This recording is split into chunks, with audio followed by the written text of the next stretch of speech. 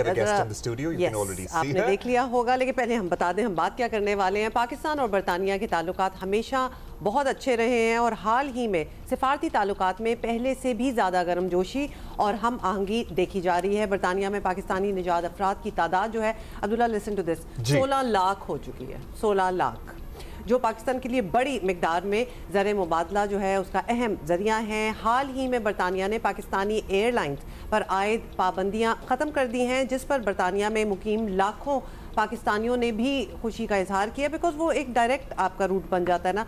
उससे पहले ज़रा मुश्किल हो रहा था लोगों के लिए। बरतानिया has become literally a powerhouse of culture as well, और बहुत सारे साउथ एशियंस, हाँ बहुत सारे साउथ एशियंस अब वहाँ रहते हैं। आपको पता है लंदन के तो मेयर भी सादिक खान ही हैं, और भी बहुत कुछ है। और हमारे वहाँ पे जो लोग मौजूद हैं वो बड़े पोलिटिकली चार्ज्ड हैं, so they are there every time. हमें लगता है कि ओवरचार्ज्ड है, थोड़े से overcharged when it comes to Pakistani politics, but yes they are there. So yeah, but UK और पाकिस्तान के relationship have always been important, और आगे किस तरह बढ़ रहे हैं, and what are the things that we should all look forward to, इसी पे बात करने के लिए हमारे साथ मौजूद हैं। We have Jane Marriott, बरतानवी हाई कमिश्नर हैं, हमारे साथ हैं। Your Excellency, thank you so much for joining us again. You are always welcome on Geo Pakistan because there's so much to talk about. There is, and I'm sorry my Urdu still isn't good enough to do this in Urdu. How come, by the way? Why don't we start I know, I promised you that I would do better, and I've failed miserably in that promise. It's okay, we'll give you more time, and that way you'll stay in Pakistan as well. But really, we were talking about 16 lakh Pakistanis in the UK. What does that strength mean to you?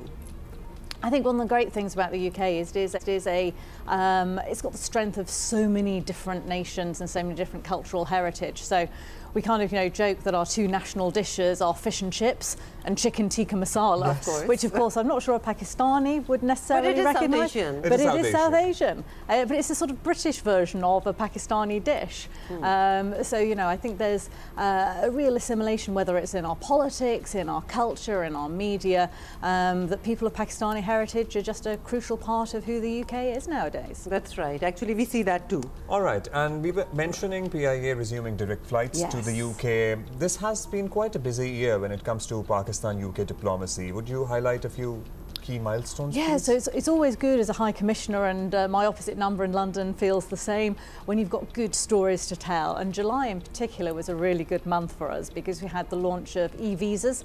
I know it's not easy to get a visa to the UK, there's a lot of paperwork, but going electronically, particularly for students, for travel, will make that much, much easier. We had our trade dialogue, because trade between our two countries is now at over £5.5 billion. Nice. I don't know how many lakh rupees that is, but a lot. And we're the third biggest bilateral trading partner of Pakistan still. But I think the one that got everybody really excited was the announcement that PIA and other Pakistani airlines could now fly direct. We had the first flight on the 25th of October from Islamabad to Manchester, and it was such a great atmosphere. There Has the visa processing time also reduced? So the visa processing time is still 15 working days. So, plan a little bit ahead in advance and it's fine. Priority 5 days, quite expensive. Don't recommend it. Don't get that. All right, okay. There's something that perhaps a lot of Pakistanis might not be aware of, which we want to ask you. When people think about the UK-Pakistan relationship, they really don't always think about the four nations. Yes. So what it's only one country that comes to our mind, and that is England. But UK is not England only. So there is Wales, there is England, there is Scotland, and there is Northern Ireland. Northern Ireland, of course. Yes. So what are the links between them and Pakistan? Well, I think the cricket is the one that comes to mind when you say England. That's right. And I'm from England, so cricket is also the thing I would think about the most. Scotland is probably my favourite connection with Pakistan. So the country that is the second largest exporter of bagpipes is Pakistan. Oh, wow. So Sialkot is a hub of making bagpipes worldwide. We did not Only know after that. Scotland. I know, it's my favourite because fun fact. Because that is not an instrument really, it's not mainstream, shall we say. It's not mainstream at all. And it's made here. And it's here. Yeah. How lovely. So you've got these kind of lovely, particularly kind of military regimental connections, but also if you're a bagpipe aficionado, and there's more in the world than you might think there are, about Sialkot and Scotland. Of course. So now we know that wonderful link there. Your Excellency, I was watching The Crown a few months ago, and the series? Yeah. Which series are you on? Which season? The latest one. Yep. And then the season before that. But a question popped up at the same time in my mind that UK faced severe smog issues in 1950. Yes. The Great Smog of 1952. Yeah. And Pakistan, you know, is facing severe air quality crisis. And then UK did some reforms, and decades later, you had cleaner air. Yeah. So is there anything that we can learn? Is there any strategy that we can adapt?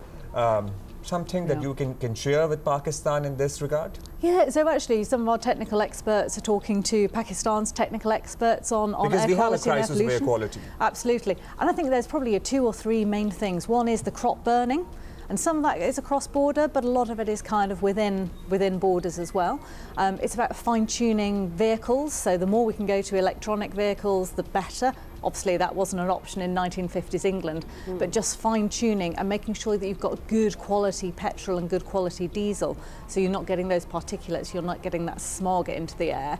And then some of this is about how do we do other forms of heating and energy. So you want to keep your house warm, you want to keep your kids warm. You need alternatives. If you can do that with a small solar panel rather than burning wood, it's better for you, it's better for your kids, and it's better for the environment. But it has taken like decades for the air quality over there to get better. Yeah, and actually, it's not a quick fix. It's not a quick fix. Some of it can be quite a quick fix. So the burning of the stubble, for example, if you can turn over the agriculture by hand, by machine, instead of burning the stubble, that is a very quick solution in terms of on paper, but it's a lot of work for the farmers, it's more expense for the farmers. So it's how do you get that balance right?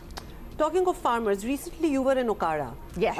And there was some, exchange of technology. Yes. Could you explain that? Because that seemed very interesting and very useful for the farmers.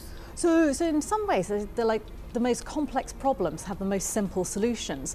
So we've been working with soil moisture monitors, and these very, very simple devices, stick them in the soil, they connect to the internet, and basically it's green, soil is fine, amber, oh, I'm a little bit thirsty, can you water your crops? Red, really, really need some water. But this simple monitor has reduced the amount of water that farmers have put on the field by 25%. That's 25% saving of water and cost of that water. But then the crop yield, because the plants have got the right amount of water, the crop yields have gone up between 18 and 24%, depending on the crop.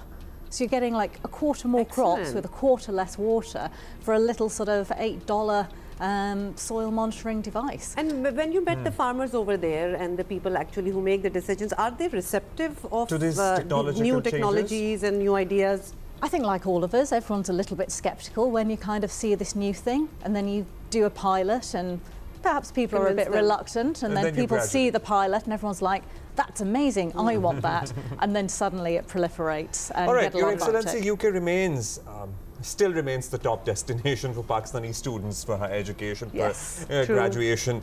Are there any new scholarship programs or mobility programs being introduced? And are we doing anything to expand vocational training and skill development between Pakistan and UK? So the Commonwealth Achieving Alumni scholarships are still the best thing we've got. We've got about 3,500 alumni now in Pakistan who've been to the UK on those scholarships and crucially come back and are leaders within Pakistan today. But one of the things that we're really looking to expand is transnational education. So it's great that we've got about 45,000 Pakistani students in the UK, but we know that that's expensive to go to the UK to pay those overseas course fees. So what we're trying to do is increase the accessibility of British education here in Pakistan without leaving your home, without leaving your sort of local community. Should we see any universities opening up a campus here? So just on the transnational education, about 12,000 people are currently studying for UK degrees from within Pakistan. Many institutions are offering, we want to expand that a lot. Many institutions are offering.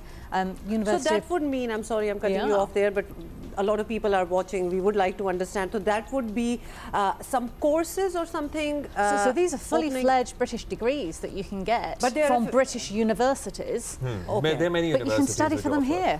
So you don't have the living expenses of the UK, you don't have the really high course fees in the UK. So it's the same quality. It's an online learning experience, so it's not quite as good as in person. But you know, students and particularly parents become very skeptical when if a university comes up and say that we are offering a UK degree and all that. Yes. So yeah, you need to do a little research and you know, be sure about it. There's a lot of scam artists out there. Yeah, okay, we are going to explain it in Urdu a little bit, क्योंकि इतने ज़्यादा students हैं जो obviously फ़ायदा उठाना चाहते हैं और बहुत मुश्किल हो जाता है, बहुत महंगा हो जाता है और visas के अलग issues वगैरह हैं, तो उसमें ये है कि बहुत से courses हैं जो आप इधर ही बैठे कर सकते हैं, पाकिस्तान में ही बैठे कर सकते हैं। आपको वो ओवरहेड जो हैं, आपके ट्रैवल एक्सपेंस, रहने का एक्सपेंस, वो सब कुछ कट जाएगा और डिग्री आपको वही मिलेगी। So that is good, and I'm sure that there are many universities already offering that. All right. Also, if you need to get a PR, permanent residence, now there's a change in the policy. So initially it was 5 years, now it's 10 years. So these are the measures that are being debated. So the Home Secretary Shabana Mahmood, herself of Pakistani heritage, of course, Muslim, female, very powerful position, one of the great officers of state in the UK. But yeah, she's looking at introducing some more measures. They'll be debated by Parliament. Is it already being introduced, or it's still in the debate? I should know the answer to that one, and I don't. So she has announced them, but they've got to be debated before you can introduce legislation that makes them permanent. And how does the public actually give their sentiment? If this is, you know, what we are talking about, the public has the right, I guess that would be through debates as well. Yeah. But is the sentiment of the public taken into account before making these policies? Yeah, absolutely. And I think that's one of the reasons, one of the driving forces behind some of the decisions that the Home Secretary has made, that she's kind of looking at public sentiment within the UK and working out how do we ensure that, you know, all the British people, including the 1.6 million people of Pakistani heritage who are British in Britain, are able to make the most of opportunities, and that people who come to the UK are coming for the right reasons and are contributing to the country that they want to join. Okay, one question that is personally for you, because we are very intrigued and interested in finding out, like you come from a place in England called Doncaster. Yes. Where is it? In the Four Nations? It is. So it's in England. It's in Yorkshire, which is known as God's own country because it's so beautiful. Near Leeds, yes. So near Leeds, Sheffield, York. Doncaster is one of those towns that lots of people have driven past or they've been through on the train. But it's actually a city for us quite big of 250,000 people. But now you're representing all the Four Nations. I don't just represent Doncaster, not just Yorkshire, not just England, all Four Nations. How does that shape up your perspective here? It means I have to remember to not just talk about England and not just obsess about cricket. But you have to obviously include everybody else. I have to include the others as well, absolutely. All right, you've been here quite some time now. Yeah. What has been your most enriching cultural experience? You would like to know that. Possibly, and Lahoris don't hate me, possibly when I went to see the Kalakdina Hall here in Karachi. Oh wow. So the British Council. Yeah, so the British Council is supporting 6 different projects through its Cultural Protection Fund. And one of these has been to completely revamp the Kalakdina Hall so it becomes what it was originally designed to be, which is a place for meeting, for debate, for discussion, for communities, for youth to hang out in a cultural space, from qualies to book readings, and so through the British Council Protection Fund we've managed to kind of restore Kalakdina to what it was. Since now that you have been here for some time, how would you describe Pakistan to anybody who's watching you in UK, to your British audience? Oh, I'm going to say my 84-year-old mother came to Pakistan last year, and she's not particularly well travelled. And you know, her neighbours were sort of saying, "Oh, Pakistan, that's a bit dangerous, isn't it?" And she's like, "No, I'll be fine. My daughter's there." She is now Pakistan's #1 ambassador. She's told everybody, and I mean everybody in Yorkshire, because Yorkshire people are very chatty. She's told everybody about how amazing and beautiful Pakistan is, how friendly it is in Pakistan, and also the amazing food. She complained to me afterwards she put a little bit of weight on. Well, all moms are the same, you know, they do excellent PR. Yes, they do. So, you know, that is the case over here as well. Okay, about Scotland. So we gave a news the other day about how Scotland... and also, by the way, regarding football. Regarding football, Scotland is also qualified after for the World Cup. Yes, after like 20 very exciting. exciting. Or something. Yes. So what does that entail? Why did it take so long? We are just wondering. In fact, when we got the news, that's when we found out as well that it has not been a part of, No, well, you have to get through the qualifiers, and England has always got through the qualifiers. Right. Sometimes by the skin of its teeth, but it's always got there and has gone on to have good success and is still chasing the ultimate goal. The women's football team, by the way, is doing really well in England at the moment. But yeah, the news of the Four Nations with Scotland qualifying for the first time in 20 years, and I think all Scots are very proud. What's always interesting is when Scotland and England play each other. But thankfully, the paths are such that they shouldn't meet each other until fairly late in the stages. All right, so that is something that is going to be exciting. Yeah, that's patriotic English versus patriotic Scots. That will be something to watch. Now, all right, so we have to translate a little bit. So Scotland ने basically जो UK का ही हिस्सा है 28 साल बाद football के world cup के लिए क्वालिफाई किया है. So maybe till certain stage तो उनका मैच आपस में नहीं होगा, लेकिन फिर हो भी सकता है at some stage at some point. So that would be something interesting to look forward to. अच्छा, बहुत सारी बातें हुई हैं हमारी, और वीज़ा के हवाले से भी हमने सवालात पूछे. Any tip that you would like to give professionals or students who are applying for the UK visa right now, because people are most interested in these jobs? Fill in the form where it asks for something. Don't just go, oh, this will be good enough. If it asks for a bank statement with funds for 30 days, make sure you've got that bank statement in. So don't take it lightly. Yeah, basically. so quite a lot of visas that are rejected are simply because people didn't tick the right boxes, and it's expensive. So, fill in the form accurately. I'm sorry, it's so difficult. With e-visas, it will get a bit easier. That is very important, and yes, I will agree with you, because sometimes people, when they don't understand, they're like, let it be. It won't be that important. So कोई भी खाना अपने visa fill करते हुए छोड़ना नहीं है, और बैंक स्टेटमेंट जो आपको दरकार है आपकी वीज़े के सिलसिले में, वो आपकी मौजूद होनी चाहिए. हाँ, ये बहुत ज़रूरी है, और ये उन्होंने बता भी दिया है. Thank you so much, and hope the King's birthday celebrations are, we know that they are going in full swing. Thank you.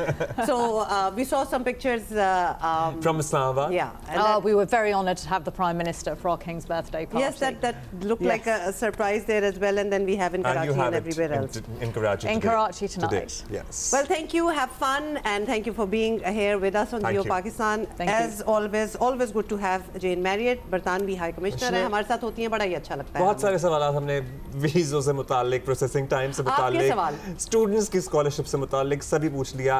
बाकी मेरा ख्याल कुछ रह गया है.